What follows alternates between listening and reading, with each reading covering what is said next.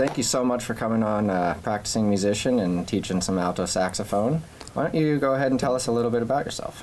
My name's Evan. I play the saxophone. That's really what I do most of the time. I've been playing since I was about 10 years old, so I'm quickly eclipsing, spent more time of my life playing the saxophone than I haven't, and that's what I do full time. I get to teach about 40 students in Seattle, and I play in a bunch of different groups, and yeah, I just live my life trying to play music and help others do the same, so it's really fun to be a part of this. Very nice. So tell me a little bit about the groups that you're in. I play primarily in a soul band called the Dip, where I play the baritone saxophone, so a lot bigger than the instrument that I'm playing here, but that's really fun. I get to play with another fabulous saxophonist who plays tenor, and we have a trumpet player as well. So it's this incredible challenge and joy to be playing in a brass section where you've got your own individual parts, and then you also have the power of the three of us coming together and all filling out our individual roles. In my past, I've also played in lots of different bands, like swing bands, folk bands. I play a lot of classical music on my own, whether it's solo pieces or in different ensembles. And I really like working with living composers, people that are creating music and that I get to collaborate with here in town on creating something new where we both get to share a vision and bring our own individual experiences to it. So basically, if you can make music with the saxophone, I'm interested in that music. Very nice. So alto saxophone, bari saxophone. Are there any other instruments that you play? Yeah, there's 4 common saxophones that you'll see and a few others as well. So soprano saxophone and tenor saxophone, I play those commonly as well.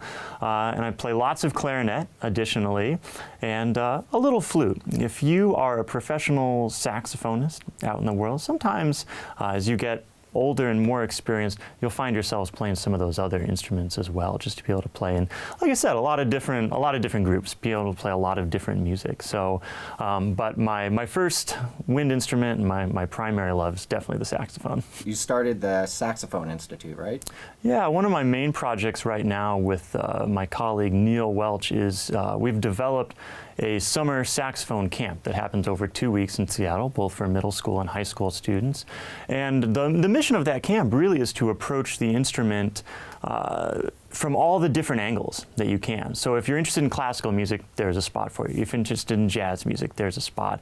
If you're interested in modern improvisation, we do that too. The saxophone is amazing because it's such a flexible instrument, and most people know the saxophone as a jazz instrument, and because of that, I like to highlight the other side of the saxophone as well. I play a lot of classical music, and again, a lot of people think of classical music as Bach and Beethoven, and we can play that music on the saxophone, but there's so much more than that. So the Saxophone Institute now, we reach about 40 to 50 students each year, and we're going to look to continue to expand that. So it's like my favorite 2 weeks of the year when it's just all saxophone all the time. And in addition to that, I see about 30 to 40 young saxophonists each week just in my own studio, and travel around to different schools in the Seattle area teaching saxophone master classes and big group classes too. So it's really fun and allows me to do a little something different and kind of share my love for the instrument and for music with a lot of different folks. So yeah, I really like the variety and just being able to get out there and share what I've worked on all my life. So what kind of age range do you teach? Is it kind of anybody, or is it mostly younger kids? Or? Yeah, all the way from 4th grade up through adults. I think the oldest student I ever had was actually 90 years old and still playing the saxophone. So I always looked at him as an inspiration of having something that keeps you going, keeps you motivated, gets you out of bed, something to continue to strive to be a little better at each day. And he was 90 and he was still getting better and got to play in the band and interact with people.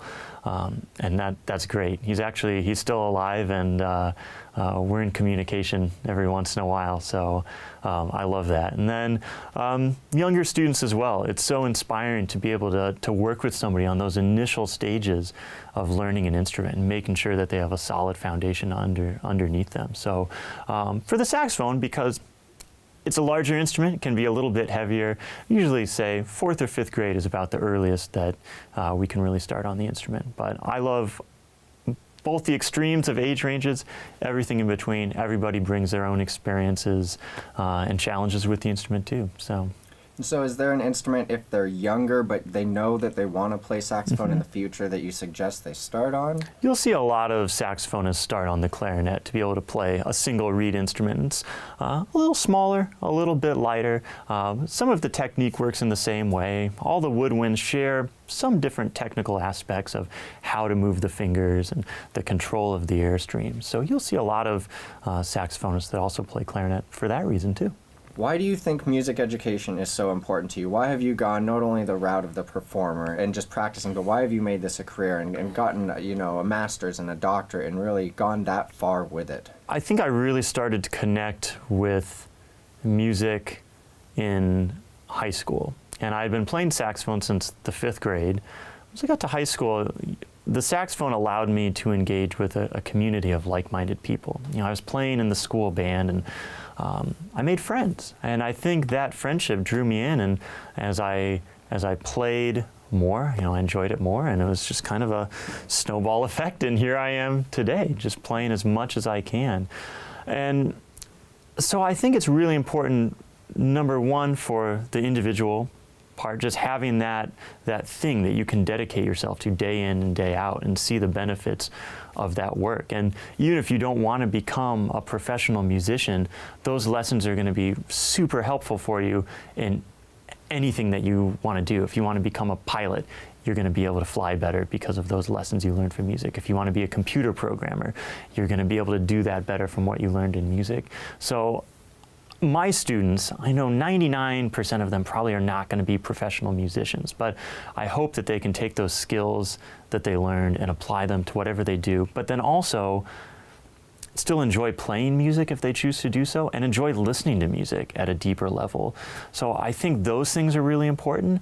Also the social aspects that music provides, and just the individual fulfillment that studying music can provide as well. And so for music education, I feel honored, I feel privileged to be able to be a part of that process with people and maybe be by their side for 5, 10 years and see them grow throughout their personal journey on an instrument, and how their musicianship interacts with all the other things that they do as well. And so that relationship is really fulfilling to me. And I don't think we want to live in a world where we lose that option and that availability for people that decide it's a valuable thing for them to do and be able to express themselves and connect with others. Yeah, I mean, that's why I called this even the practicing musician. It's not the performing musician. That. It's not the famous musician. It's the practicing musician. And really, I'm coming from a standpoint of having studied psychology and neuroscience at the Claremont colleges, and really learning that, as you said, it translates into being able to do whatever else you're doing better. Essentially, it promotes neural development. It promotes cognitive development. We become more holistic in a sense that we are trying so hard to link up our body and our mind when we're playing an instrument that translates into every other thing that we do in our life. And that is a large part of why I got into this as well. If you want to play music, at some level you have to enjoy practicing. It has to become a love. Not to say there's some days where I'm more in the mood to practice than other days, or some days I might get frustrated, just like anybody else. That's natural. But it is about enjoying just that process of uncovering. And definitely, I think engaging in any sort of music making makes us approach our world differently and challenges our brains in different ways to problem solve. And certainly connecting the physicality of playing a musical instrument or even being a vocalist is so engaging to connect to what's happening mentally to how is that interacting with my body. It's a constant challenge, and it's fun to uncover sometimes how things may not work the way that you thought they did before. It's lifelong learning. Yes, and I almost see that the evolution of a person's musical journey almost mirrors what they're doing in the rest of their life. So it not only translates into helping them do other things better, but it almost mirrors it. It has to. Yeah, and that's why we all connect with different musical artists, or we enjoy different musical styles. We're all coming from different backgrounds in life, and so that's why we have so many different types of music, and it's okay to listen to lots of different types of music. You know, I've gone through phases of my life where I've listened to a lot of heavy metal, and then maybe listen to a lot of jazz and a lot of folk music, and the more music I listen to, the more I find things to enjoy in every style of music. So what advice do you have for young or just aspiring musicians in general who might be using the practicing musician or taking lessons, and what really do they need to keep in mind as they're going to be starting their craft? Well, I'm really excited to be a part of the practicing musician because I think it is a really revolutionary way to approach music education and to increase access to music education where it might not be there previously. So for me, it's all about beginning just to have fun. Don't take yourself too seriously. There's going to be a lot of mistakes, and part of the reason why I'm here is to hopefully, explain as much as possible and take any fear away from that. So I guess don't be afraid of making mistakes. Embrace the mistakes, learn from them, and use them as a teaching tool. And it's like a cliche, but making mistakes is how we learn. And as you're going through the practicing musician program and you're watching me and you're watching you and you're learning things, also take time. If you find that curiosity, if something that you're doing within the program sparks something in your head like, hey, I wonder what would it sound like, or what happens when I do this? Follow that curiosity. Try it. You don't need a piece of paper in front of you to make music. You don't need a computer screen in front of you to make music.